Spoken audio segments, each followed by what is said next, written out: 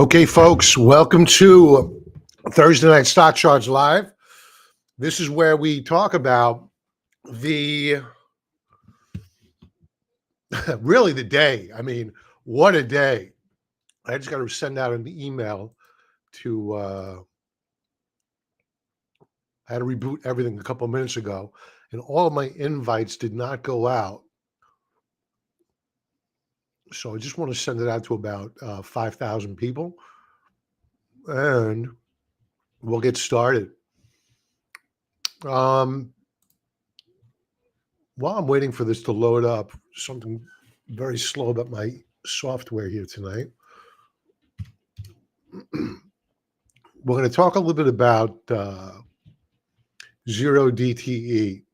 I have a little doubt that a lot of the damage that was caused today in the equity markets was as a result of zero DTE. It exasperated the situation. We really haven't had a major, well, I guess it's unfair. We've had very few challenges to the market in this low volatility environment to really impact the zero DTE crowd. And they are a very religious crowd, meaning in terms of loving their zero DTE.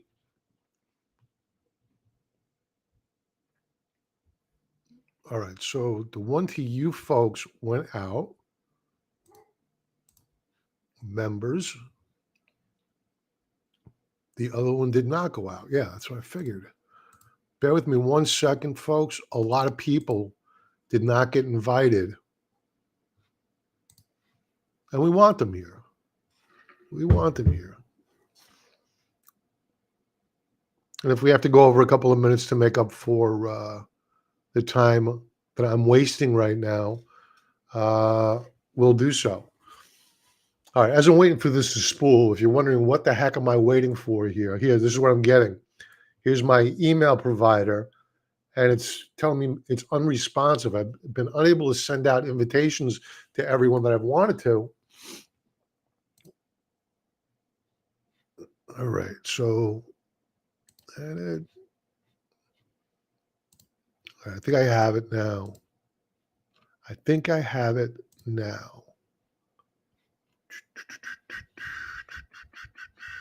Save.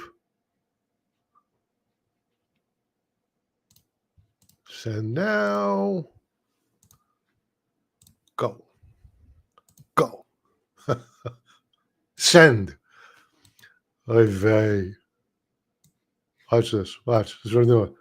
Send. Doesn't want to send.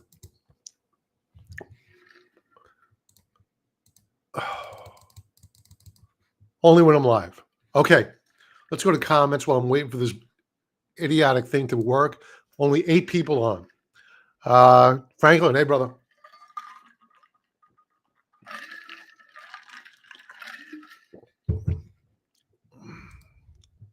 There we go. It's sent. Okay, good stuff.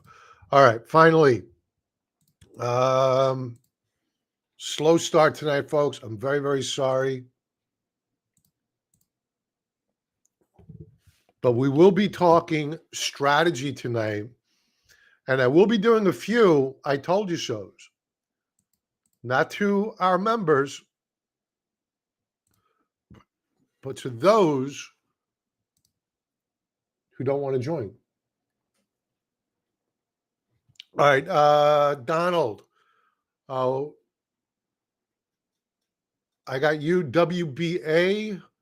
That's it. I don't have many requests tonight, so we're going to have some time to spare. All right, good stuff. I'll refresh that later on to see if anybody popped on anything requests late. All right, now we're starting to see some people populating here. Joel, hey, brother. Hey, Bob, hell of a sell-off today. Watching in real time. Cut through quite a few support levels. Yeah, that was a, let's bring it up. This is what you call a one-sided day. I should say a one-sided afternoon. It wasn't a one-sided day. And I'm going to go over how we kind of predicted this was going to happen.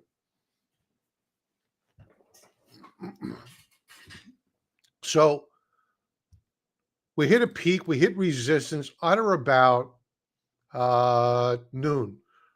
And then we began to roll over. We rolled over slowly. And I'm going to go over one of the primary reasons that I think that we saw this sell-off, a catalyst anyway, besides the fact you had a bunch of Fed heads that were out there. We'll come back to this chart in a moment, but it was a brutal, brutal, brutal sell-off. Here's the S&P 500, or I should say the spiders, pretty decent volume, not mind-boggling volume, but when you take a look, going back to that 15-minute chart for a moment,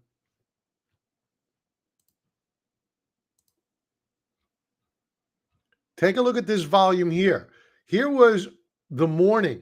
Volume was very, very light, very, very light. And then the floodgates of hell opened up.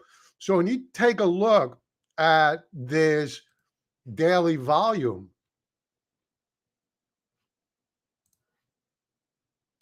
beware of the fact that 90% of that volume came afternoon, and it was all to the downside. Very little upside volume today. So this was a bloodbath, and this is what I like to call an outside reversal bar, a bearish engulfing. Call it cupcakes. It doesn't matter. All it is really, really bad stuff if you are not short. So overall, we did well today. We are short the QQQ. We'll go to that chart in a moment. We're now positive. We were down on it. Now positive on that trade after today. And we'll talk about the whys behind why we are short of that index and why we pretty much anticipated the sell-off here on the S&P 500. Before we go to all that, let's spend some time in talking about the news of the week. Hey, Mark. Donnie. Interested in shorts? Also, HL ticker? Okay. TZ Burton. Welcome, brother. Is my hair standing up? I got a haircut. And I keep having to put water in it to flatten it out. I got what they call a cowlick. A cowlick. All right. So, economic data that came out this week. Manufacturing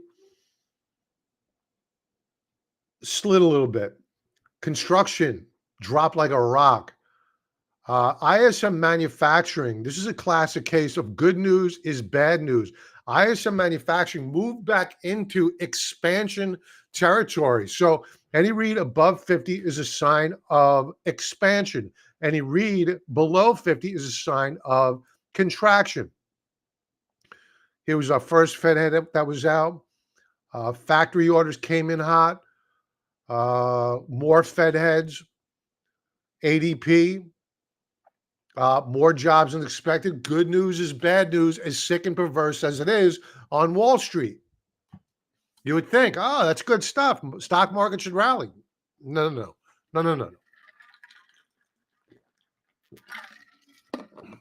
ISM services missed. Yeah, Jay Powell out. So many Fed heads out. Ridiculous. Initial jobless claims came out hotter than expected. So the gap up this morning in equity prices. So bad news was good news for the stock market. Now, tomorrow, we're going to get non-farm payrolls. Non-farm payrolls expected to be at 200,000. The real number you want to watch here is wages, our average hourly wages, because that's a sign of inflation. Now, taking a look at the CME FedWatch tool, the expectations for a rate cut in June had dropped down to a 50 handle as recently as, I think it was last night, I want to say. We are now back after the sell-off, now back up to 70, nearly 70 for June and July. We are now above 80 again. So the trend all week long was pretty much to the downside with expectations for a rate cut. And I've been warning, this is not going to end well. The street is expecting a rate cut. They want a rate cut. They're probably going to send a message pretty soon. And the message got sent today by the stock market.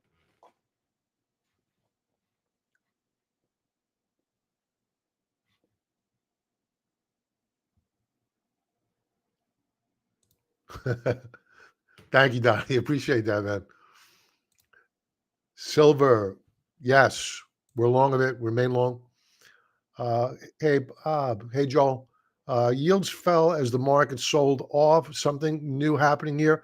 Oh yeah. Well, what that's telling you is that if you get a yeah, let's bring it up. If you get, how do we want to do this? Let's do it this way.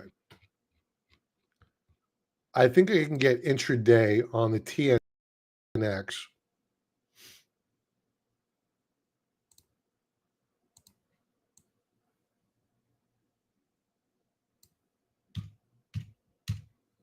All right, so this is the 10-year yield. All right, so here's a 10-year yield overlaid versus the S&P 500.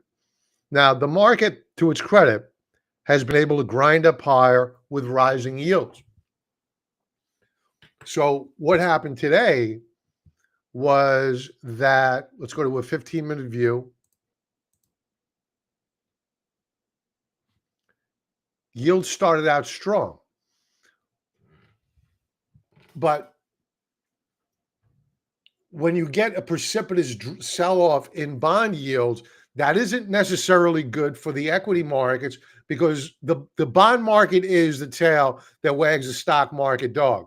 So if there's any sense of panic in the bond market, then you're going to see a sell-off in the equity markets if yields drop too quickly. Now, what precipitates yields dropping too quickly? Well, selling of stocks and then the buying of bonds to park that money. So it's like the baguettes. Selling of stocks begets a stronger US dollar. Selling of stocks begets a rally in bonds, a decline in bond yields because money's leaving risk and going to safe havens. So I think it's the rate of change of the bond yield. That's what really helped send equities down lower today, and a few other things, and we're going to touch upon it. Some of them have been lingering. Some of these problems have been lingering for a long, long time. We talk about them every single week. First off, the yield curve. We talk about this every single week, and I talk about it pretty much every night on Market Wrap. And what are we doing? We're hooking up. We're moving up higher. So to see a sell-off in reaction to a steepening yield curve shouldn't be a surprise. Now, looking at PE multiples, stock market's very expensive. So these are things that are known, right? We've known since October that we've had a breakout on the yield curve.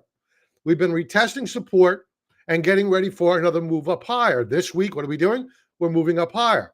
This in an environment where equities are very, very expensive on both a trailing basis and on a forward-looking basis. And then when you take a look at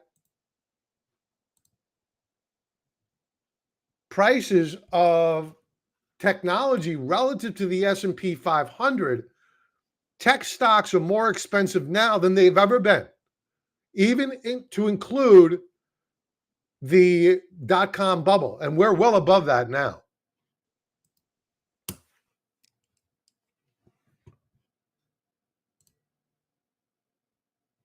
What else is going on out there? Again, this is no surprise, and everybody wants to talk about bubble, bubble, bubble, bubble, bubble. We're gonna crash. We're gonna crash. That could have been said for the past 20 years that we're going to crash at any given time, given our debt. But at some time, it's going to happen. You know, it may not even be this time. Today was maybe it's a one-day sell-off. I don't think it is. I think there's more downside to be had here. But look at the debt issuance. Here you go. In dark blue, U.S. Treasury issuance of T-bills going back to 2001. Here's 2020. Think about this. Here's 2020. We were in COVID at the time. We dropped off, and then we began to ramp up higher. So we're still at emergency levels of debt issuance in Washington, D.C. This is not sustainable.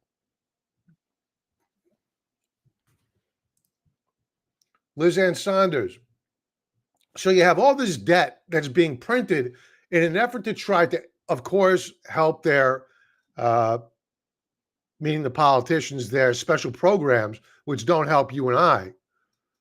But in the end, some of that money does go into spending and it helps GDP. The problem is that you're not getting the bang for your buck. So the government will tell you that, oh yeah, don't worry about this. If we're giving money to Ukraine, they'll spend it on arms and that helps our GDP. That's how they rationalize it. But here's the reality. The contribution of US fiscal policy to real GDP, it's now negative. So it's called pushing on a string. It's the law of diminishing returns. So for all of that issuance of debt back here during COVID, that went into the everyman's pocket, right? That got spent in the economy. Demand, it also increased inflation. But now this is the type of spending that really doesn't help anybody except for the very, very few. And it doesn't help the overall GDP. So we're going more into debt, you and I, but we're getting nothing out of it. What else is happening out there? Well, we talk about this every Thursday. The Federal Reserve's balance sheet. The Federal Reserve keeps talking about Fed rate cuts, floating that trial balloon, giving you the carrot and the stick approach. However, when the market's been going up of late, you're seeing the probability of an ease pull back some. So the Federal Reserve is playing a little bit of tomfoolery and ballyhoo, as I like to call it. They're coming out and they're talking for a reason. Look at all these Fed heads. 1, 2, 3, 4, 5, 6, 7. Any more out tomorrow? 8, 9, 10. Oh, no, sorry, that's today. Who comes out tomorrow? Another. Just all they're doing is massaging the market. They're changing, they're drafting their messaging as it goes along. And what are they doing? They're looking at bond yields, they're looking at the stock market. If they don't behave negatively, well, they stay on that message. If they begin to behave negatively, I guarantee you the message tomorrow will be a little bit more bullish for the equity markets, more dovish for the bond markets than what they were today. They're going to try to massage this market by narrative rather than having to cut interest rates. They don't want to cut interest rates. Why? The government is spending way too much money and it's inflationary. Inflation is only going one way, up. That's it.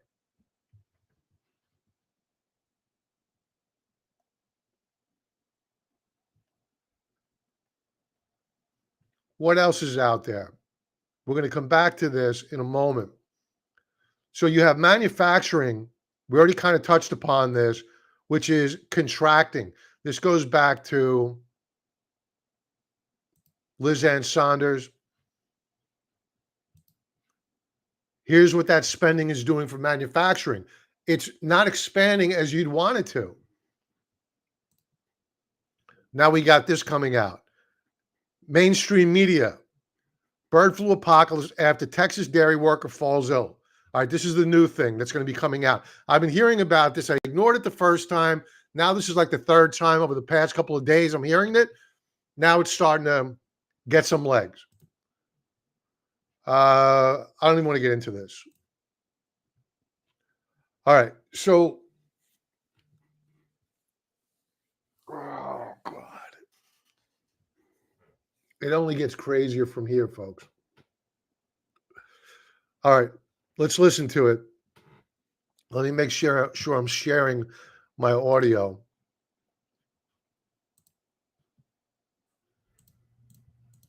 I haven't listened to this yet.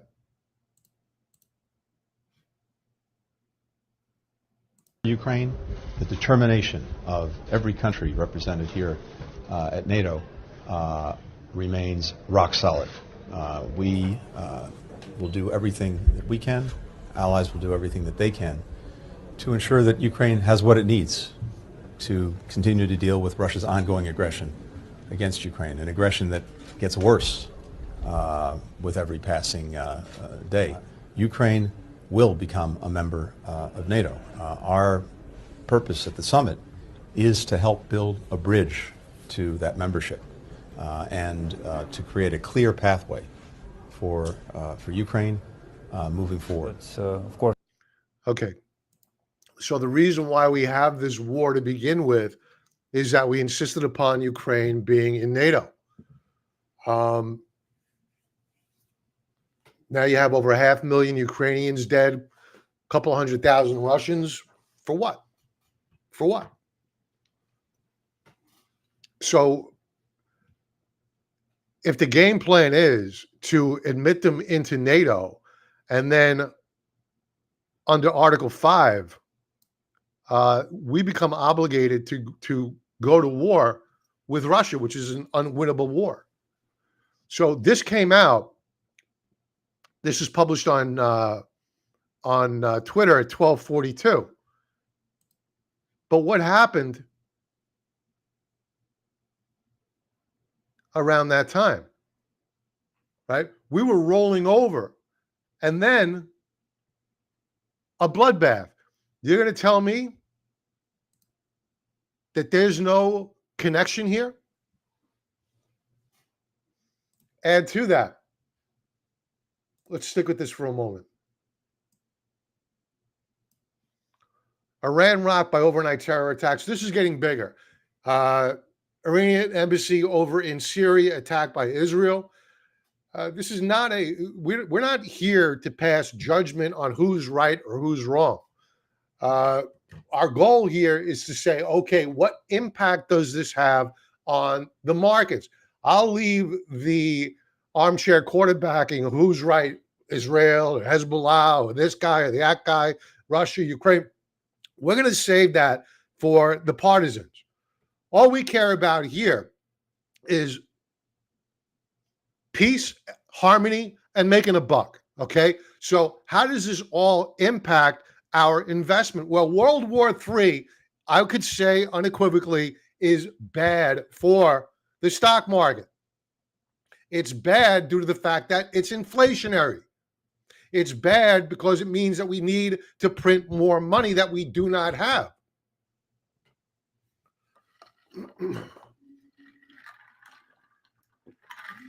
And that's just sticking with the financial aspect of it. Again, we're not going to go partisan here.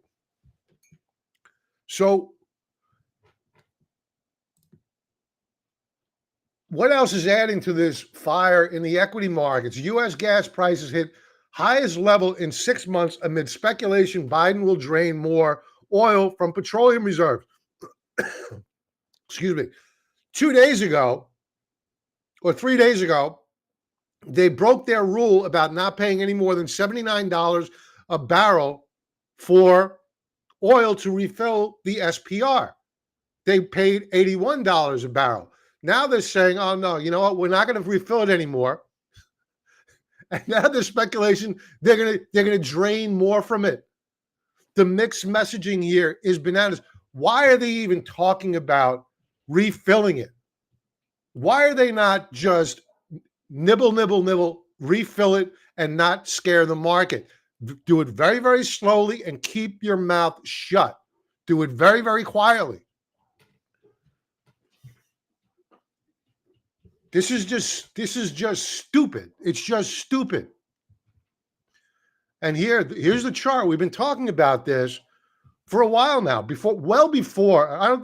This is just now really becoming a topic of conversation by the mainstream media. Gasoline prices. Let's go to the year. What is this up now? Last time I looked, we were up like 20% on the year. I'm sorry, that was on a week. On a week. Now we're up 31.41% on the year. Yet they're talking about going to war with Russia. We have war going on in the Middle East. The Red Sea is closed. Those tankers need to go around the Cape of Good Hope. And this is all inflationary. Oil surges over 90. This must be Brent crude because light sweet crude did not go over 90. So I want to make sure E-mini's continuous contract.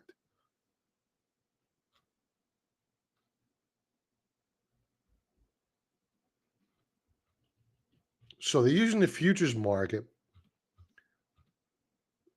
When did that happen, per se? During regular hours session, but we didn't see that on light sweet crude today. Not This is the continuous contract. I'm not quite sure. Maybe they're talking about the Brent contract, but oil prices are breaking out. I said the number to watch is $85 a barrel. If we break out and above $85 a barrel, the stock market's going to have a hard time of rallying. Where do we close today? 86.59, up $3.42. What happened with the stock market? Bearish key reversal on the day.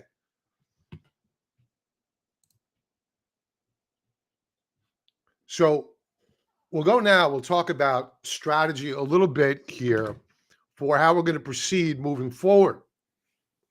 Because if you think that this is a one and done, and in all probability, we're just going to continue up higher, make new all-time highs, today became a very, very big technical speed bump. Maybe it was. Maybe it was. I don't know everything. I certainly don't know everything. Learn something new every day. But in all probability, this is the beginning of something real, very, very real. And my guess is that zero DTE volumes are going to dissipate quite a bit. And I'll tell you why. Because if you take a look at a SPY contract, let's say you went into the day today looking for a 10. Here, let's go to SPY because I looked at it right before I got focused on other things. So here's a 15-minute chart. Here's the open right about here. So you were looking at a 10 delta, 90% probability of profit, put option at 519. We closed at 513. There was a bloodbath beyond all bloodbaths that we've seen in recent days by zero DTE traders today. And the weeklies expire tomorrow, and you're going to get a whole new batch of people that got wiped out come tomorrow. Now, I think we're going to get a rally tomorrow morning. If they open us down, I would expect to see a counter trend rally. Because the reason is that we left the day with RSI 15-minute time frame at 13.76. I mean, I took a look at this a few minutes ago. At one point in time on a 3-minute chart, we were down at 3.5 on RSI. Think about that. And we kept dropping. Quick pop back, sellers moved in.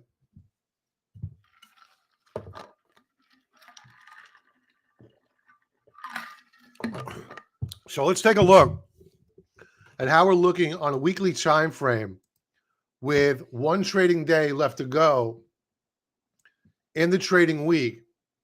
And we'll talk a little bit about strategy. All right, so yields, which attempted a breakout this morning on a weekly chart, obviously were rejected. Why? You got selling in the equity markets, money moved over to the bond market, driving down yields. Here's the daily chart, 10-year yield. Big drop, big drop. Did Bitcoin act as a store of value today? On the week, no. On the day,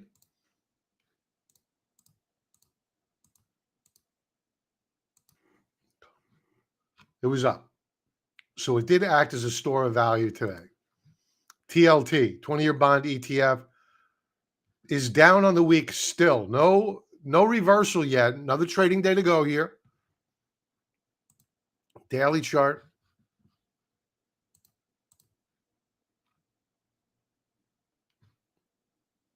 Big gap up higher today on TLT. So bond prices going up, yields go this way. Tips. People are still afraid of inflation. We're down on the week, but we're holding support, getting ready for a breakout.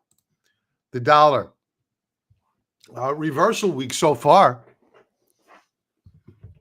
We did put in a new weekly higher high, but on the day, as money came out of equities, they moved into the dollar. The dollar was down and then reversed to close higher. Euro weekly time frame. This looks like it wants to go up. Bearish for the dollar. Yen, not doing much of anything. We'll pass on that. Volatility. VIX is broken out this week, folks.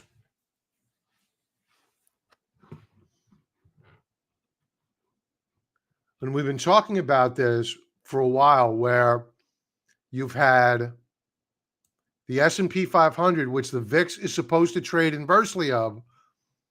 The VIX put in a bottom back here in December, the week of December the 11th.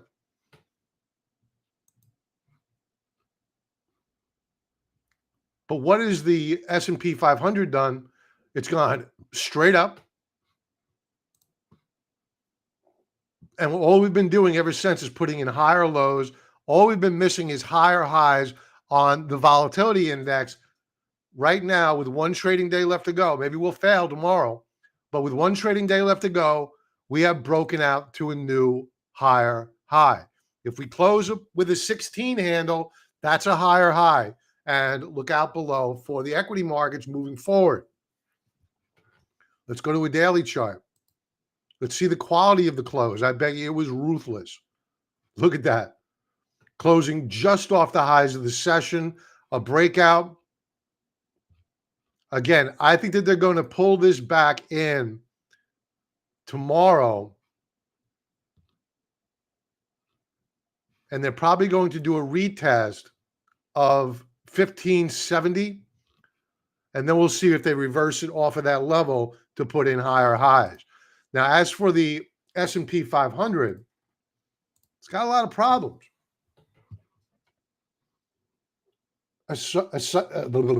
Ascending wedge formation. At current, we are down below the lower band of support.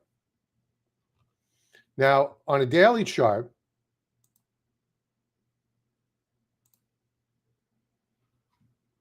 an absolute bloodbath.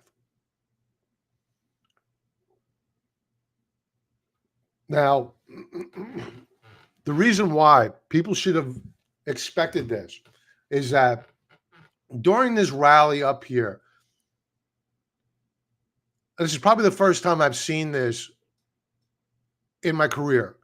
And it's the fact that we have, I've adjusted this lower band several times. Here, let's play a game here. So here is breakdown number one. We had an ascending wedge formation back here. We failed. What happened? We rallied back. Ascending wedge formation break here. What do? We rally back. Ascending wedge formation failed here. What do? We rally back. Here we are again. But this time, it didn't work. So all those people that got lured in because we broke down here.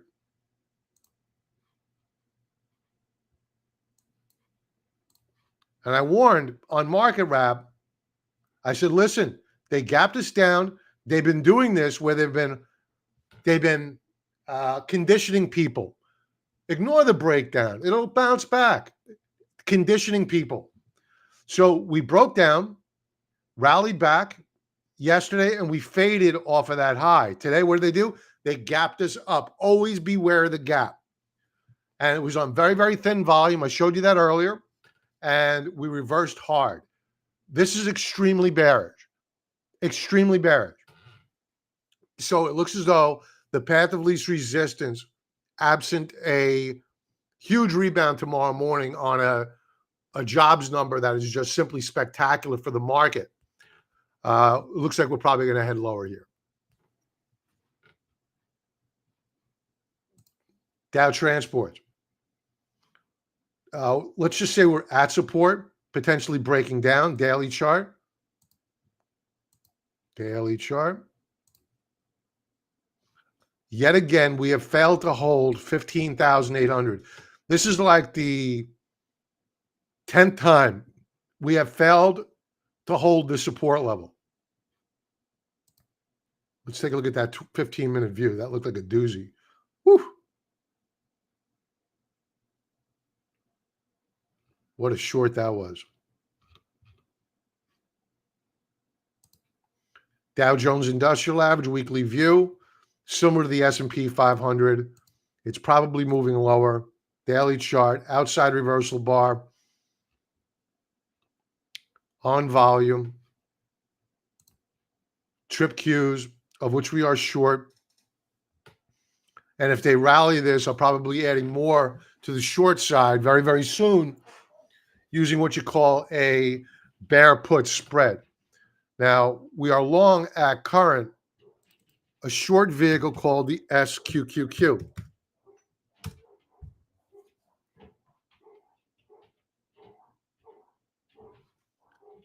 Outside reversal bar on the day. So for us, today was a good day. Very good day. Now, this is unsustainable. This is going to pull back.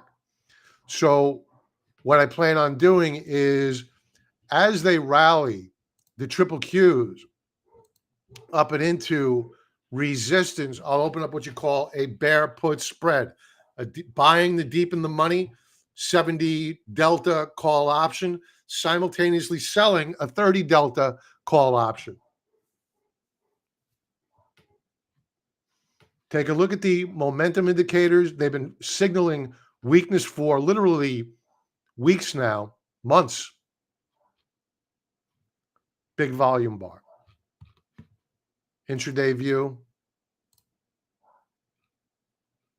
Hammered and closed out the day at the lows of the day. Brutal. Technology, weekly chart rolling over. Semis, bearish reversal bar. We haven't had a new high weekly on the semis on a closing basis since March the 18th, the week of March the 18th. Biotechs. Oh, they're falling apart. We sold these a few weeks ago. I haven't really looked at them. They're going lower. Avoid. Staples. They started to sell off yesterday.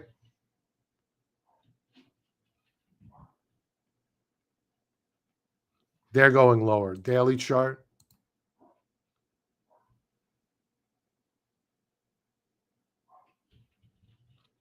You should get a pop here soon, but I would not be a buyer. Consumer staples.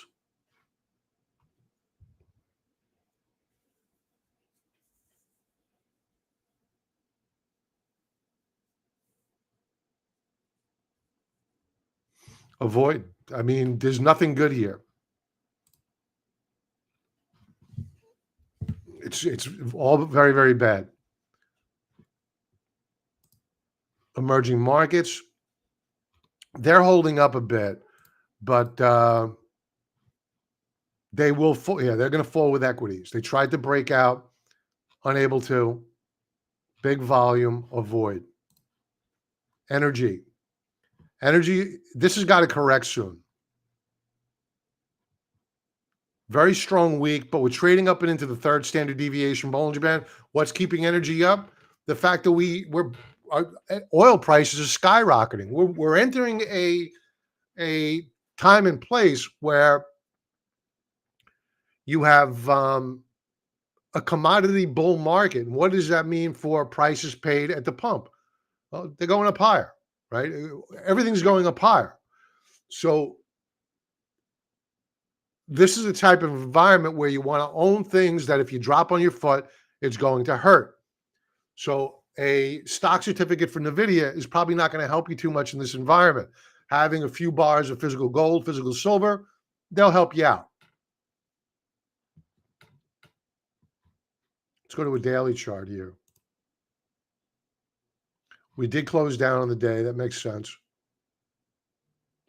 So I think that these are going to come in here with the rest of the market. Crude prices here. We already spoke about this. I don't want to bore you. Nat gas prices, they pulled in today, but they still have some upside. The inventories report for nat gas came out today. They continue to inventories continue to decline. So don't let the sell-off fool you. Gold. What can you say? What are we up on the year now?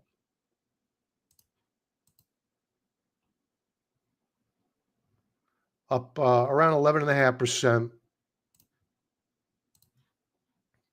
But we're very extended. So we're going to need a pullback here pretty soon on gold. GDXJ, these are the junior mining stocks, up 4.5%. What do they do on the day? They pulled back a bit on volume.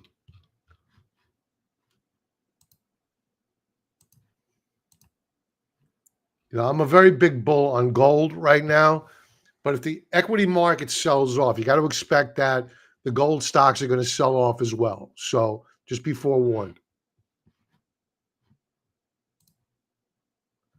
These are the senior miners.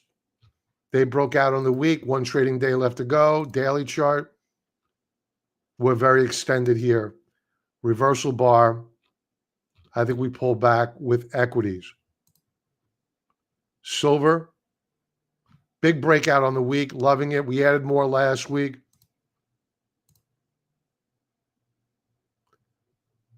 Reversal day today.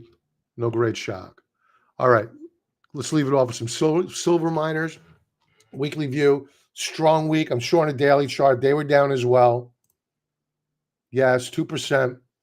So they've come a long way. Avoid them right now. Let them pull back in. You get them at cheaper prices. No great rush. Let's go to comments. Silver, we did. NVDS, ETF shorting NVIDIA has gone bananas. I have SLV 24 calls, 125 expiration. What should I do? I don't know your situation, so I can't give financial advice. I can only tell you what I would do. If I had a profit, I would probably make them real right now, because if in fact we do begin to sell off, I think that everything sells off. To a lesser extent, the commodity will sell off. To a greater extent, the mining stocks will sell off. The explorers and energy will sell off because they're equities. At some point in time, margin calls are going to go out if this selling continues. And what are people going to do? Forced liquidation of anything. So everything goes down in the initial stage of a bear market. However, I think that it's going to be the commodity names that come roaring back first, emerging markets roaring back first.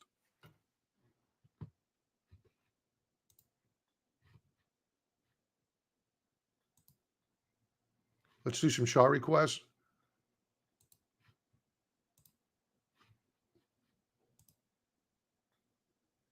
All right.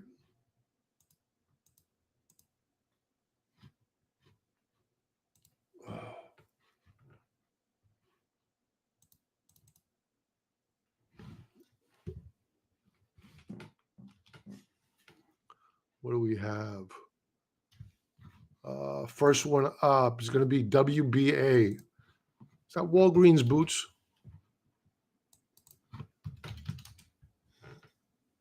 Yeah.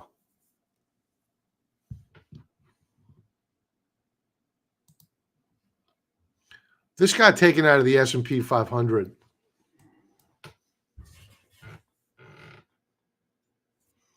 I think it's a sell right off the bat. You had a setup for a potential breakout, or at least a rally up to this upper band of resistance. They sold it off. It's been rejected. I think at a bare minimum, we're going to come back here to this lower band of support at 1662. It was actually up on the day.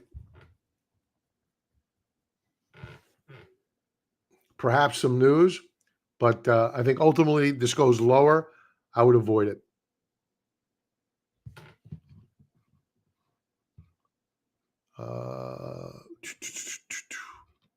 What are the other ones that I had here?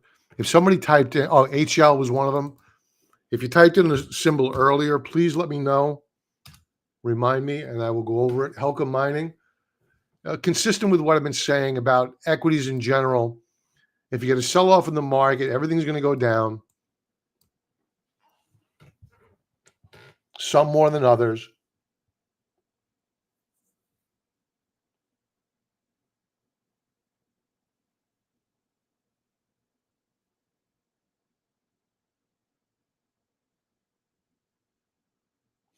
So a good week, but we are at or just above resistance right here, $5.29.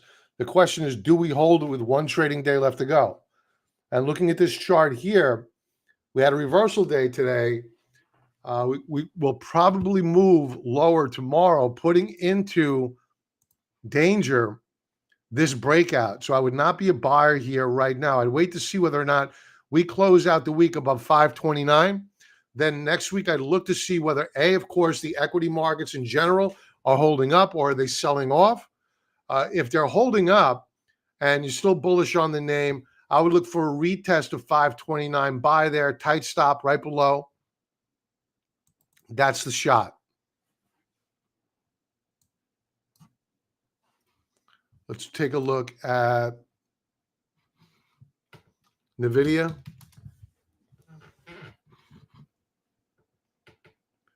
NVIDIA, I had expected, I think it was about a week ago, I thought it was going to go to 1,080. And it attempted, but it got rejected. I was kind of surprised that it happened. Hey, Talon. Welcome, brother. So I think that we do have more of a pullback here to come. Let's go to a daily view. Yeah. We broke support. We have a Fibonacci support level right at 846. If that breaks, we're coming down here to 809. I would avoid this right now. To the long side, I'd be a call seller against it, but just beware. Obviously, you have earnings coming up. They don't report early in the season. They report later in the season. SMCI reports on the 19th, I believe. Let's get rid of these drawings.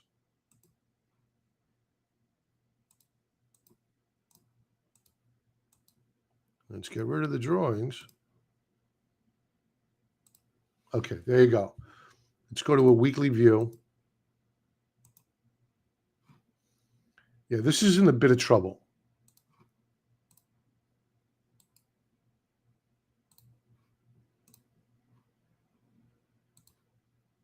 It broke support today. Now, this was up on the day, big.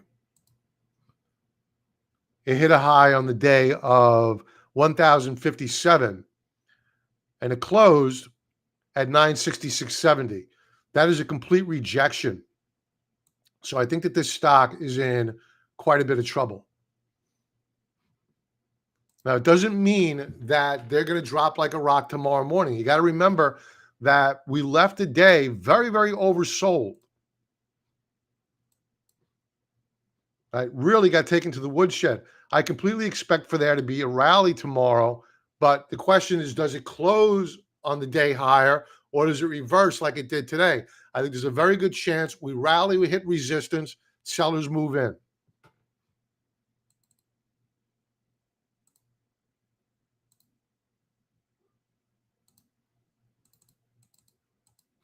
Hum.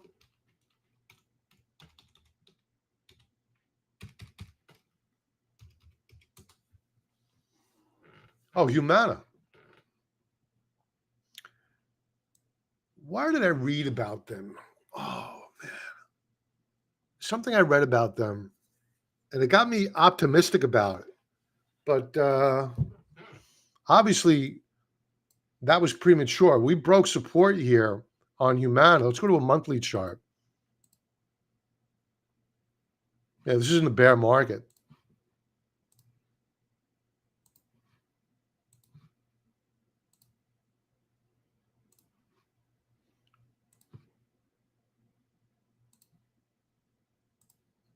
We tapped the lower band of the monthly support level. I would watch this. I think it still looks pretty bearish. It'll probably move lower, but I would be eyeballing around the 287 mark as a potential area of interest at which to buy.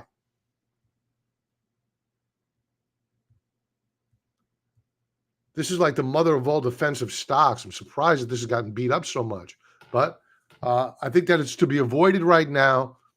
287 is a price point at which I would be interested in.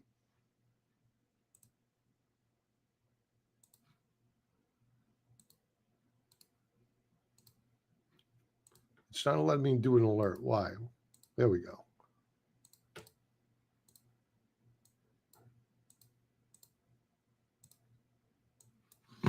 I would be interested in it down there.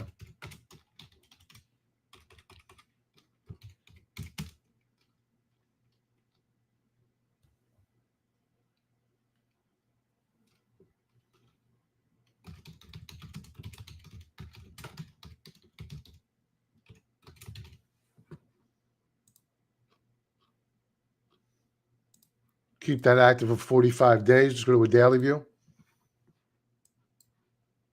Yeah, I think this breaks lower. I think it goes lower. I would avoid this. This is like a dead cat bounce.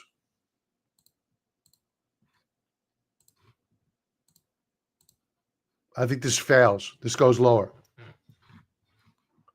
What else do we want to talk about? Amazon.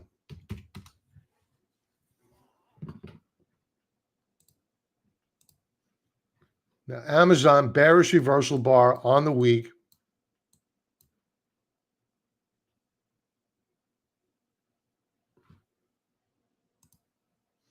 On the day, broke support. You have a lot more support levels below here. For the most part, Amazon's been a laggard.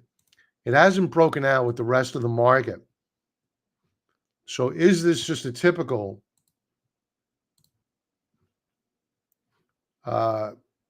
ascending wedge formation that's doomed to failure? I think it could very well could be. So I would avoid Amazon. So in short, folks, I think that what we're doing is we're coming into a period of time where there's going to be a lot of chicanery going on. You have a lot of institutions that are still long of this market. They don't want it to drop like a rock. They're going to play games with you. You have earnings coming up. So they want to play games in advance of earnings. They're going to get everybody excited. They're going to raise guidance. The key is that in a market that is selling off and weak, you'll wake up to bright green futures. And the goal is there to get you excited. Everybody wakes up, they check their phone, CNBC app or whatever you're using. What are the futures doing? And then they get excited. They get that endorphin rush, the dopamine rush of going in and buying the market because all it's done is go up. I think that's a big mistake to be making right now. Case in point, today, we broke down 2 days ago. We rallied yesterday to resistance level. We were rejected. They gapped it up today, got everybody excited on no news. And then you got the big reversal on all sorts of bad news. And news that's been out there for quite a while, just nobody's cared about it until perhaps now. So avoid the bright green futures. That's bait.